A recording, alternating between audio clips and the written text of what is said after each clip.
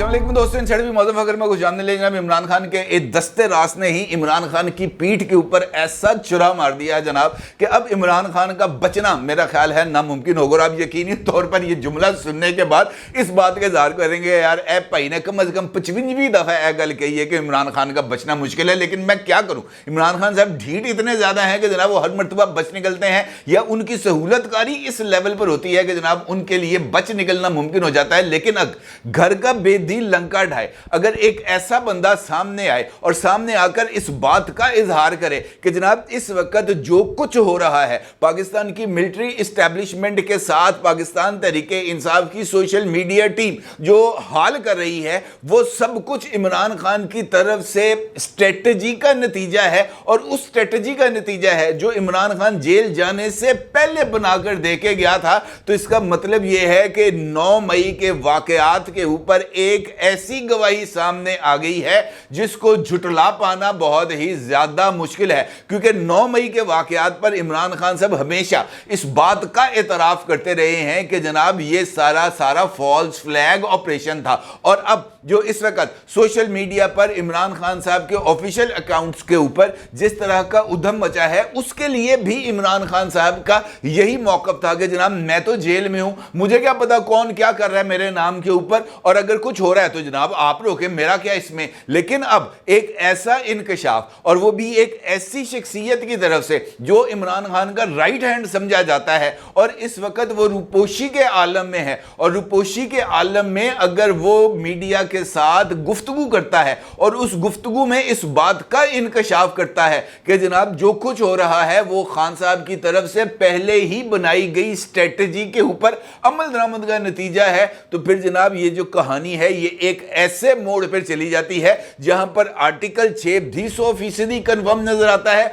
और आर्टिकल 6 के तहत खान साहब के गले में फांसी का फंदा भी 100% फिट नजर आता है। और ये शख्सियत जिसका मैं बार बार आपके सामने जिक्र कर रहा हूं वो शख्सियत कोई और नहीं बल्कि पाकिस्तान तहरीके इंसाफ के अहम तरीन रहनुमा, पाकिस्तान तहरीके इंसाफ पंजाब के प्रेसिडेंट और हम्माद अजहर साहब का जिक्र कर रहा हूं। और हम्माद अजहर अगर कोई बात कर रहा है तो फिर उस बात पर कान धरना और उस बात की तह तक पहुंचना बहुत ही ज्यादा जरूरी है। हम्माद अजहर साहब रिसेंटली जो है वो उनको जमानत मिली, और जमानत मिलने के बाद वो लाहौर आए, अपनी रूपोशी खत्म की, फिर वो उनका नुज़ूल होता है अचानक इस्लामाबाद में सेंट्रल सेक्रेटेरिएट में, और उसके बाद फिर जनाब हम्माद अजहर साहब पेशावर चले जाते हैं, और उसके बाद हम्माद अजहर साहब का किसी जगह पर कोई आवाज़ कलाम नहीं आती। लेकिन हम्माद अजहर साहब इस दौरान एक यूट्यूब चैनल को इंटरव्यू देते हैं, और वो इंटरव्यू का जब कंटेंट सामने आता है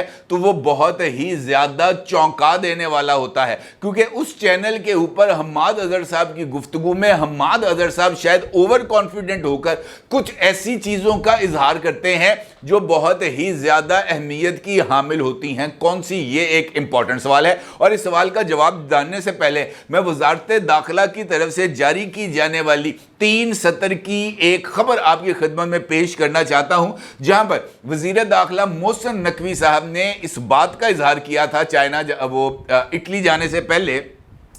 कि ठोस शवाहद मौजूद हैं, चंद लोग 9 मई जैसे वाक़े की मनसूबा बंदी कर रहे हैं, एजेंसीज ने मनसूबा बंदी से मुतल्लिक गुफ्तगू पकड़ी है। ये गुफ्तगू ना सिर्फ मौजूद है बल्कि मुनासिब मौके पर इस गुफ्तगू को मंजर आम पर भी लाया जा सकता है। वज़ीर दाखिला का यह भी कहना था कि अब किसी ने शरपसंदी की कोशिश की तो सख्त नतायज भुगतना होंगे, इस बार हमारा रद्द अमल ज्यादा सख्त होगा, और हमारी ये ख्वाहिश है कि कौम तकसीम ना हो। इसका मतलब यह है कि गवर्नमेंट के पास इस हवाले से इंफॉर्मेशन मौजूद है कि एक और 9 मई करने की कोशिश की जा रही है, और हम्माद अजहर साहब ने इस इंफॉर्मेशन के ऊपर मोहर तस्दीक सब्त कर दी। हम्माद अजहर साहब ने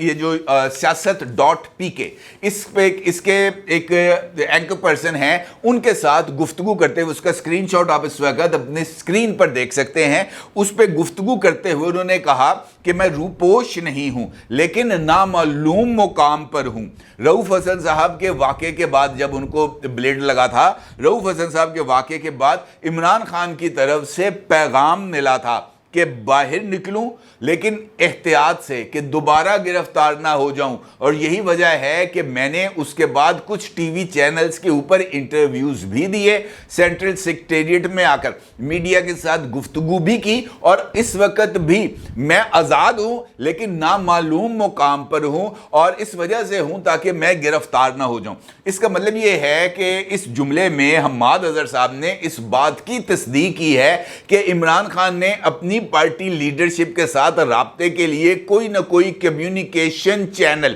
اڈاپٹ کر رکھا ہے، اور اس کمیونیکیشن چینل کے ذریعے وہ اس لیڈرشپ کے ساتھ رابطے میں ہیں جو اس وقت انڈر گراؤنڈ ہے، چھپی ہوئی ہے اور روپوش ہے۔ پھر حماد اظہر صاحب نے اس بات کا انکشاف کیا ہے کہ جناب ہم انڈر گراؤنڈ تھے، لیکن انڈر گراؤنڈ ہونے کے باوجود ہم نے کسی بھی لمحے پر پارٹی کی تنظیمی ایکٹیویٹی سے ہاتھ نہیں کھینچا، اور یہی وجہ ہے کہ پارٹی اگر 9 مئی کے واقعات کے بعد بھی زندہ ہے، الیکشنز کے اندر پرفارم کر رہی ہے، تو اس کی وجہ ہماری روح پوشی ہے، اور اس روح پوشی کے اندر بھی ہم نے پارٹی کاز کے لیے جو کام ہے وہ جاری رکھا۔ پھر مختلف سوالوں کے جواب میں حماد اظہر صاحب نے وہ تہلکہ خیز انکشاف کیا جو بہت ہی زیادہ سنگین ہو سکتا ہے آنے والے وقت کے لیے بھی اور ماضی میں گزرے ہوئے اقدامات کے لیے بھی۔ حماد اظہر صاحب کا انکشاف تھا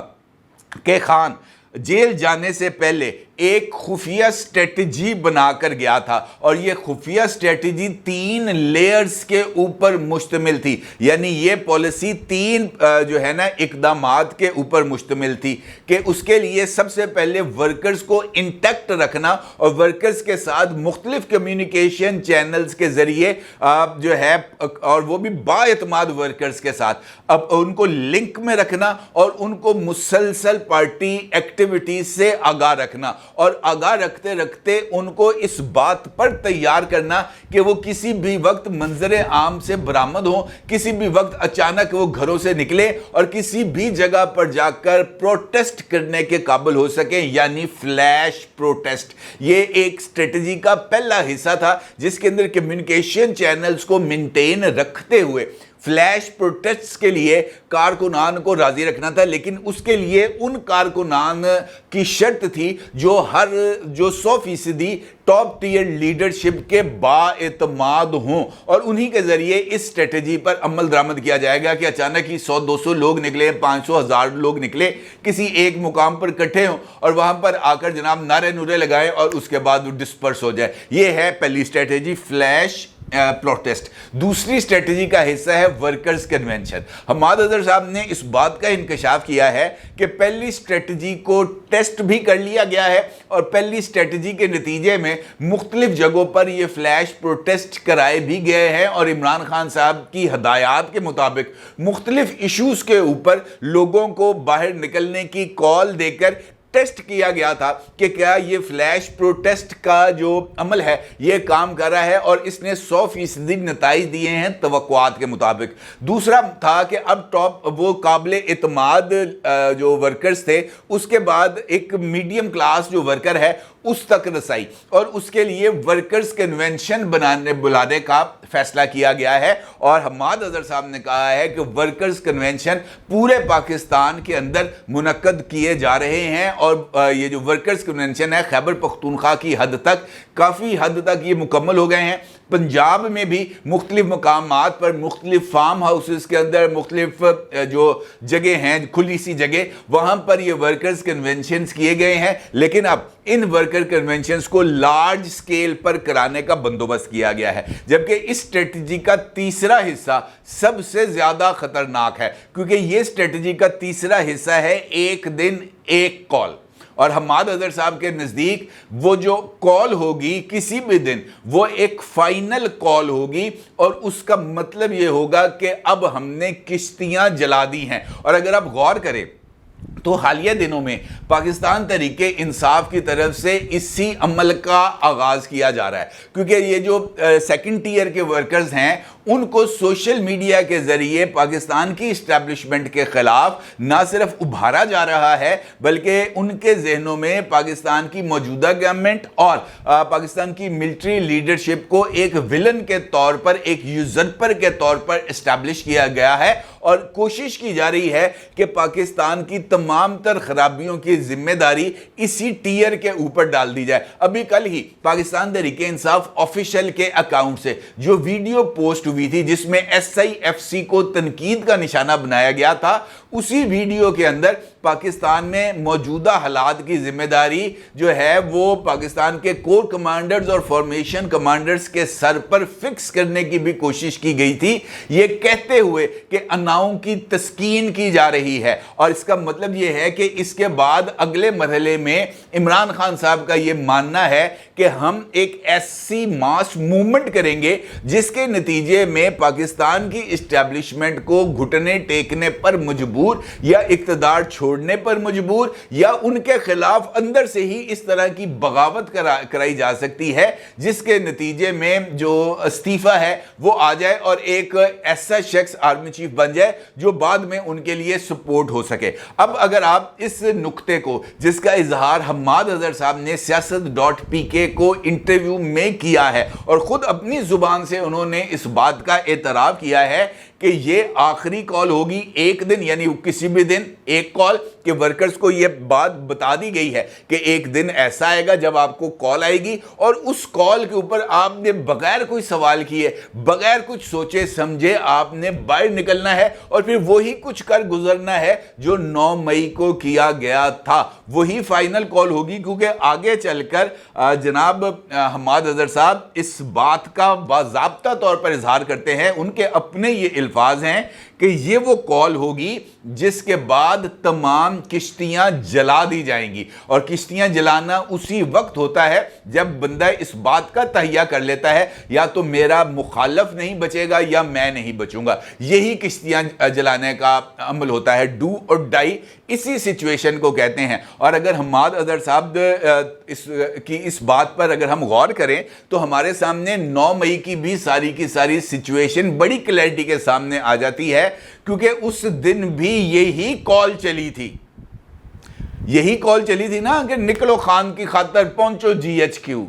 यही कॉल चली थी। और उसके बाद GHQ भी हुआ, उसके बाद जनाब कंटोनमेंट में भी गए, उसके बाद कोर कमांडर हाउस भी जला, उसके बाद CSD भी चली, उसके बाद शोधा की यादगारें भी जली। ये सब कुछ वही नतीजा था जो अब आगे बढ़ रहा है। और हम्माद अजहर साहब का ये इंटरव्यू, हम्माद अजहर साहब के खिलाफ आर्टिकल 6 और हम्माद अजहर साहब के मुताबिक इस स्ट्रेटजी के खालिक इमरान खान हैं, उनके लिए भी आर्टिकल 6 का सबब बनता है। अगर पाकिस्तान के कानून साज इस इंटरव्यू के ऊपर कार्रवाई करने चाहें तो ये इंटरव्यू उनके लिए एक ऐसी बुनियाद बन सकता है जिसको किसी भी तौर पर जुटलाया नहीं जा सकता। हम्माद अजहर कहेगा कि मैं नहीं बैठा,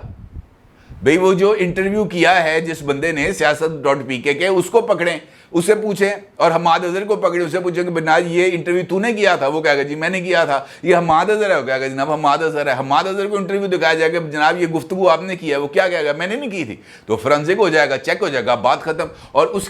उसके बाद जनाब ये जो सारे का सारा खेल है ये ना सिर्फ अपने मंतकी अंजाम तक पहुंचेगा बल्कि ये जो शर पसंद टोला है ये अपने शर के साथ ही नीस्तो नबूद हो जाएगा। बाज़ दफ़ा ये जो छोटे छोटे वाक़यात हैं ये आपके लिए बहुत बड़ी सीख दे के चले जाते हैं। और मुझे इस तरह लगता है कि हम्माद अजहर साहब ने हालिया अपनी सोशल मीडिया टीम की कामयाबियों से शायद इस बात को आसान समझ लिया है कि पाकिस्तान के अंदर बगावत की सिचुएशन पैदा करना कोई जो है आसान काम है। नहीं जनाब, ये इतना आसान काम नहीं है। आप करके तो देखें इस मर्तबा आपको जो है ना बहुत कुछ पता चल जाएगा और इतना कुछ पता चल जाएगा कि आपको संभाला नहीं जाएगा। ये इंटरव्यू मेरा ख्याल ये है कि ये एक ऐसी बरूदी सुरंग है पाकिस्तान तहरीके इंसाफ के लिए कि अब उसका इसके ऊपर से पांव उठाना भी उनके लिए बहुत ही ज़्यादा ख़तरनाक साबित हो सकता है अगर कोई समझे तो। अपने राय ज़रूर इज़हार कीजिएगा। आपको बहुत शुक्रिया। अल्लाह हाफ़िज़।